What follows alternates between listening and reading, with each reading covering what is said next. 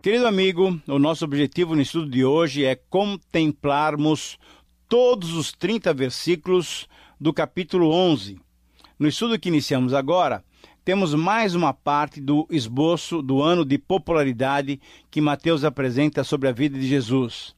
Essa porção, que englobam os capítulos 11 e 12, que estudaremos nesse e no próximo programa, nós a denominaremos de os embaraços ao reino. Isso quer dizer, nesses capítulos encontramos as dificuldades da expansão do reino de Deus, o surgimento dos inimigos do reino, enfim, uma série de oposições que Jesus e os seus discípulos enfrentaram e que certamente hoje também todos aqueles que seguem a Jesus e são proclamadores do reino ainda enfrentam no seu dia a dia.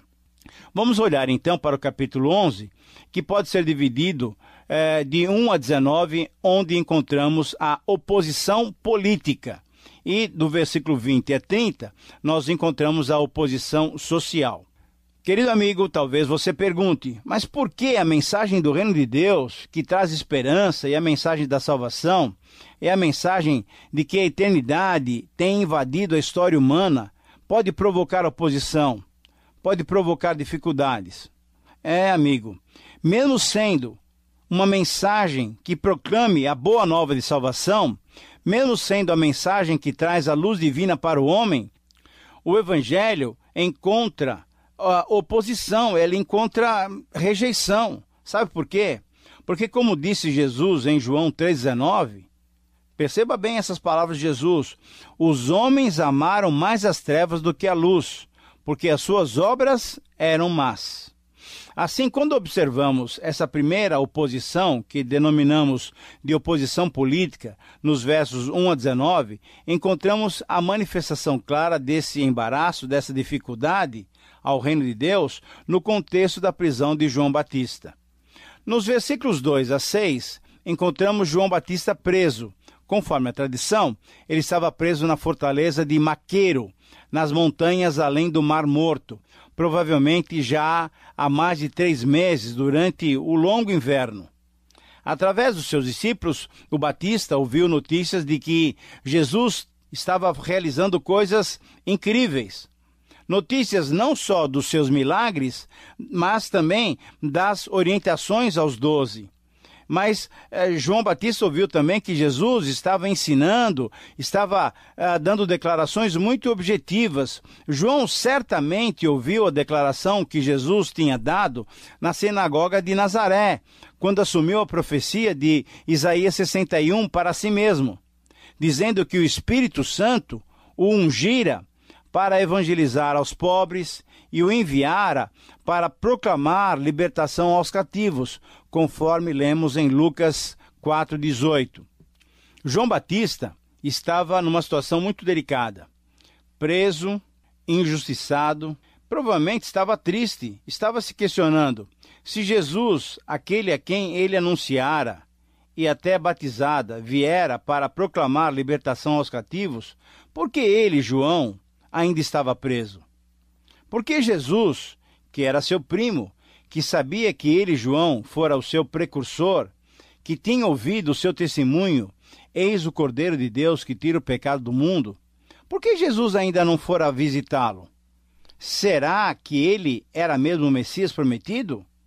Sozinho na prisão, as dúvidas lhe assaltavam a mente. Então, olha só o que João fez. Chamou alguns dos seus discípulos para que fossem até Jesus com a seguinte pergunta: és tu aquele que estava para vir, ou havemos de esperar outro? Conforme o versículo 3. Como é que nós devemos entender essa pergunta? João está duvidando de Deus? Eu creio que não. Se olharmos para o Antigo Testamento, encontramos Moisés em Deuteronômio 32, encontramos Jó no capítulo 3, encontramos Elias no capítulo 19 de 1 Reis, discutindo com Deus sobre as suas situações. Elias, por exemplo, cria que ele era o único fiel a Deus e por isso desejava morrer. Imagina só. Então, como entender o que aconteceu com esses heróis da fé e com João Batista? Esses homens eram fiéis demais para negar a existência e o amor de Deus, mas também eles eram humanos demais e assim demonstravam que estavam abalados pelas circunstâncias. Você, por acaso, já experimentou essa situação? Você já desconfiou do amor de Deus? Desconfiou da companhia poderosa de Jesus? Você já desconfiou da consolação do Espírito Santo? Olha, na verdade eu creio que sim, mesmo sem conhecê-lo. Todos nós, às vezes, temos a nossa fé abalada. Mas o segredo, mesmo nessas circunstâncias, é o seguinte: para quem nós expressamos as nossas dúvidas? João Batista agiu corretamente. Os heróis da fé do Velho Testamento, Moisés, Elias, Jó, expressaram também corretamente as suas dúvidas para quem? Para Deus, para o ser divino. João Batista enviou mensageiros que perguntassem diretamente a Jesus: és tu quem esperávamos ou devemos esperar por outro? Querido amigo, você pode até oscilar em sua fé, mas dirija suas dúvidas somente a Deus. Mas sabe por que devemos nos dirigir somente a Deus? Porque Deus tem interesse em nos responder. Deus não quer nos deixar com dúvidas. Jesus, então, ouvindo essa pergunta direta de João Batista, ele foi também direto e respondeu: anunciem a João Batista o que vocês ouvem e o que vocês veem. Anunciem a João Batista que está se cumprindo aquilo que Isaías tinha profetizado. Anunciem a João Batista o que vocês estão ouvindo e vendo. Jesus responde as nossas dúvidas. No texto paralelo de Lucas, capítulo 7, 18 a 23, esse evangelista, Lucas, diz-nos que quando Jesus ouviu a pergunta de João Batista, Jesus curou pessoas de moléstias e flagelos, expulsou os espíritos malignos de outras pessoas e restaurou a visão aos cegos, e só então ele deu a resposta. E a resposta foi a seguinte: anunciem a João o que vocês estão vendo e ouvindo. A era messiânica está presente, com milagres que atendem o ser humano física e espiritualmente. Jesus disse, em outras palavras, que a profecia de Isaías 35 estava se cumprindo. Jesus disse aos mensageiros do Batista o seguinte: milagres são realizados e aos pobres o evangelho é pregado. Sim, Jesus respondeu às dúvidas de João Batista e responde às nossas orações. Ele não quer que fiquemos com dúvidas. Ele tem prazer em fortalecer a nossa fé. E Jesus completou a sua resposta dizendo no versículo 6 o seguinte: bem-aventurado é aquele que não achar em mim motivo de tropeço. Mas o que significa essa frase? Podemos entender essas palavras com outras palavras do próprio Senhor Jesus, quando depois de ressuscitado, ele dialogou com Tomé, que também duvidara da sua ressurreição. Em João 20, 29, Jesus aponta para dois estágios da nossa fé. Em primeiro lugar, a fé inicial. Porque me viste e creste, isto é o início da nossa jornada com Cristo. Cremos nele porque algo maravilhoso aconteceu, porque vimos o seu poder sobrenatural. Mas, em segundo lugar, temos a nossa fé amadurecida. Felizes os que, apesar de não verem, creem, disse o Senhor Jesus. É para esse tipo de fé que Jesus nos convida. Ele queria que João Batista, e ele quer que nós, que eu e você, mesmo sem vermos as grandes realizações milagrosas, creiamos nele como divino, como o próprio Deus. Ele quer que creiamos, embora as circunstâncias muitas vezes sejam as mais difíceis, como era, por exemplo, a prisão de João Batista. Por isso Jesus respondeu: felizes são aqueles que não tropeçam naquilo que eu faço e como eu ajo. Enfim, feliz é aquele que não se alegra só quando a sua vontade é feita, mas felizes são aqueles que se alegram comigo mesmo quando os seus desejos não são satisfeitos. Pois o Pai sabe muito bem o motivo daquela situação difícil pela qual nós estamos passando. Querido amigo, o meu desejo, a minha oração é que você tenha uma fé amadurecida, uma fé sólida, sabendo que Deus tem o melhor para todos aqueles que o amam. Mas o texto prossegue e vemos agora nos versículos 7 a 19, Jesus aproveitando a oportunidade e dá um testemunho muito bonito, um testemunho público em favor de João Batista. Veja só, Jesus queria que as pessoas reconhecessem o quão importante tinha sido o ministério de João Batista de proclamador do reino de Deus, de pregador da necessidade do arrependimento e o seu ministério de precursor do Messias. Jesus fala de João Batista fazendo e respondendo 3 perguntas. Primeiro, o que saístes a ver no deserto? Um caniço agitado pelo vento? Versículo 7. A resposta é não. O povo não foi ao deserto admirar os juncos que eram balançados pelo vento. Saíram para ver alguém que trazia palavras vindas de Deus. E era assim que deveriam lembrar-se de João Batista, um porta-voz de Deus. Segundo, o que saístes a ver? Um homem vestido com roupas finas? Versículo 8. A resposta ainda é não. Os poderosos, os ricos, os abastados, os que têm roupas finas estão nos palácios. João Batista, ao invés de ser um com aqueles que frequentavam os círculos do poder, um daqueles que frequentavam os palácios, foi alguém que criticou duramente aqueles que tinham um estilo de vida soberbo e descomprometido com as dificuldades da maioria. João Batista denunciou o pecado de Herodes e, como consequência de denunciar os desmandos dos palácios, ele foi preso e logo seria morto. Por ordem de quem? Desses que tinham roupas bonitas. Terceira, o que saístes a ver? Um profeta? Versículo 9 e 10. E agora a resposta é positiva? Sim, sim. Jesus então acrescenta, e muito mais do que um profeta. Jesus explica que João Batista foi mais do que um profeta, pois ele foi o precursor do Messias, o seu próprio precursor. Moisés, Isaías, Jeremias e outros profetas anunciaram o Messias, mas foi João Batista quem encerrou a antiga aliança e anunciou pessoalmente a chegada da nova aliança. Por isso, João Batista, entre os nascidos como ser humano, é o maior, conforme Jesus disse no versículo 11, porque teve o privilégio de anunciar que Deus estava vindo ao mundo, encarnado em Jesus, para trazer a salvação aos homens. Mas essa era a mensagem da antiga aliança. Jesus, então, faz um contraste muito interessante. Embora João Batista tenha sido o maior da antiga aliança, o menor da nova aliança, isto é, o menor dos seguidores de Jesus, o menor dos cidadãos do reino de Deus, este estaria acima do maior do Antigo Testamento. Seria maior do que João Batista. Mas o que Jesus quer dizer com isso? Por que alguém da nova aliança, sendo menor, seria maior do que João Batista? Porque a graça divina faz toda a diferença, querido amigo. O discípulo de Jesus, seja ele quem for, mesmo sendo menor, tem o privilégio de usufruir da graça de Deus e da presença do Espírito Santo para a sua salvação. A redenção proporcionada por Jesus na nova aliança é incomparável.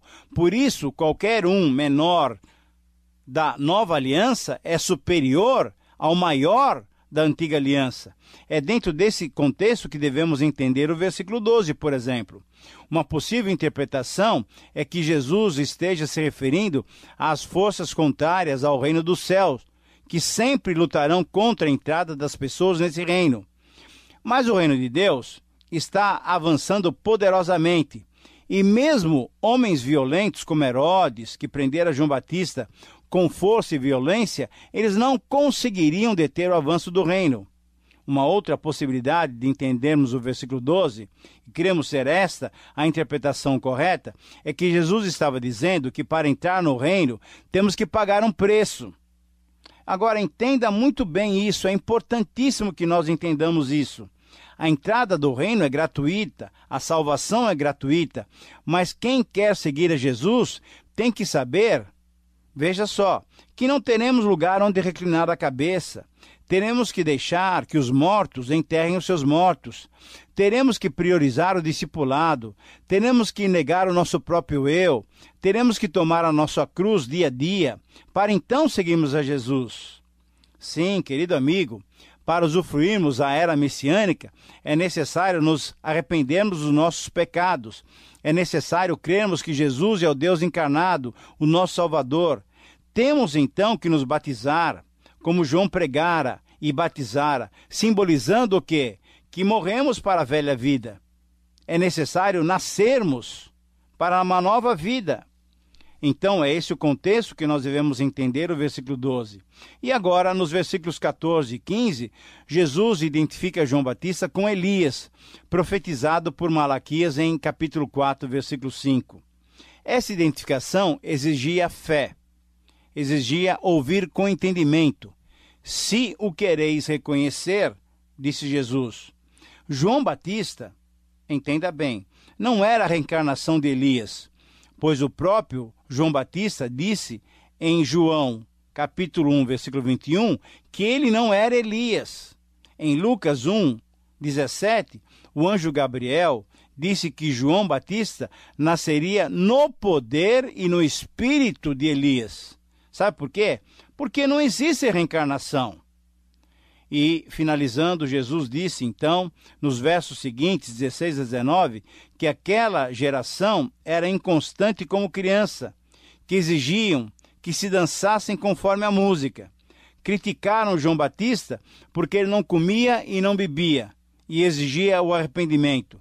Diziam que ele tinha demônio, mas, ao mesmo tempo, acusavam Jesus de ser um glutão e um beberrão, de comer bastante e beber bastante. Por quê? Porque participava de jantares e refeições, assentando-se com publicanos e pecadores, que eram rejeitados pelos políticos e pelos religiosos.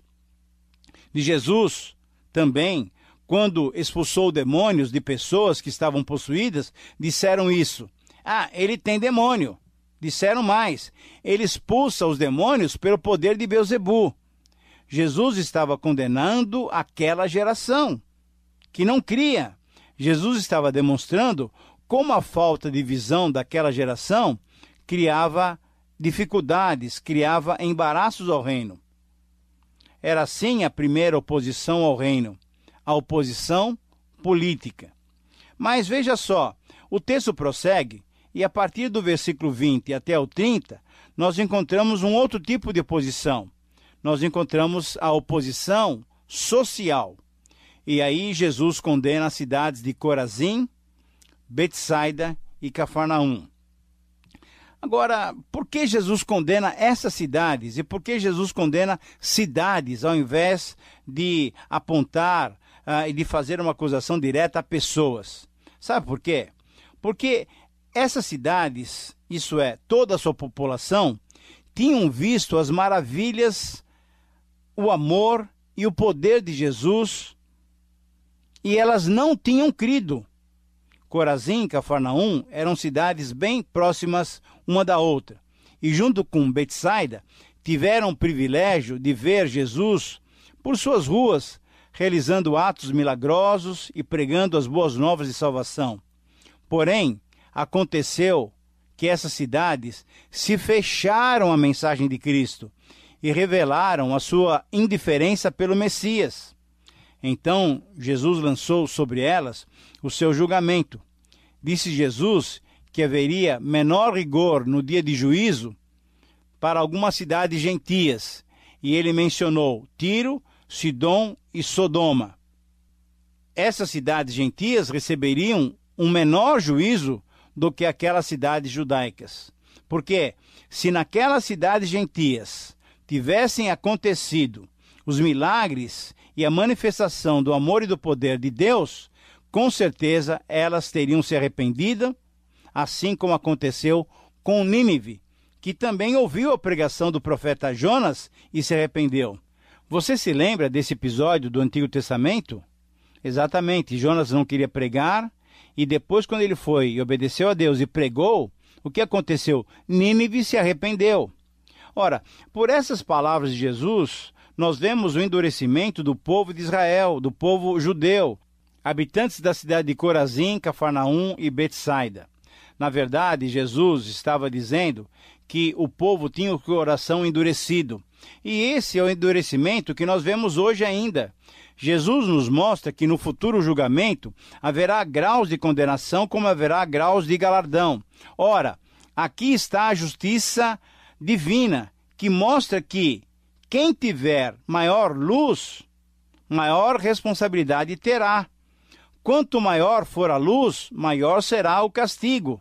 Então, há muita gente por aí duvidando da existência do inferno. Acham que Deus é tão amoroso, que não vai permitir que ninguém entre no inferno. Chegam até a negar a existência desse lugar terrível, dizendo que um Deus tão bondoso, tão amoroso, não iria criar um lugar assim tão terrível. Mas os que pensam assim se esquecem que Deus é bom, mas Deus também é justo. O Deus sobre o qual a Bíblia fala é também um Deus de justiça. Querido amigo, aproximando-nos então agora do final do programa, temos os versículos 25 a 27, nos quais Jesus agradece a Deus que tinha revelado todo o seu amor através dele mesmo, através do Senhor Jesus, aos pequeninos. Pequeninos, volto a enfatizar, são aqueles que não são sábios, não são entendidos aos seus próprios olhos. Os pequeninos são aqueles que demonstram dependência de Deus, querem conhecer a Deus através de Jesus. A esse Jesus revela-lhes o Pai. Aqui Jesus mostra que os sábios segundo o mundo, assim bem como aqueles que se consideram grandes, esses rejeitam a oferta gratuita da salvação de Deus. Se escutam, não querem entender, não têm por ela interesse. Se entendem, esquecem-se rapidamente. O homem crédulo, que se sente sábio ou grande no conceito do mundo, revela pouco ou nenhum interesse pelas coisas espirituais, pelas coisas eternas. Porém, Deus as revela aos humildes, aos pequeninos. Jesus tinha respondido a João Batista, o precursor, que estava preso, que aos pobres se pregava o evangelho. É que geralmente o homem rico está tão voltado para suas riquezas, está tão satisfeito consigo mesmo, que não tem interesse pelas coisas de Deus. Para entendermos o versículo 27, é bom lembrarmos de João 14:6. Jesus disse ali: ninguém vem ao Pai senão por mim. Aquele diz que ninguém vai ao Pai senão por meio dele. É ele que leva o pecador a Deus. Ele é o mediador entre Deus e os homens. Ninguém pode ir a Deus por outros meios senão por meio de Jesus Cristo. Amigo, você já tem comunhão com Deus? Jesus foi o caminho? A minha oração e a minha expectativa é que Jesus tenha sido esse caminho e que você tenha andado por ele, que você tenha aceitado Jesus. Chegamos assim ao final de mais um programa. Minha oração é que essas lições, esses desafios, possam ajudá-lo a ter uma vida mais agradável a Deus. Somos gratos a Deus e gratos por você, por sua sintonia. Espero por sua companhia no próximo programa. Deus te abençoe.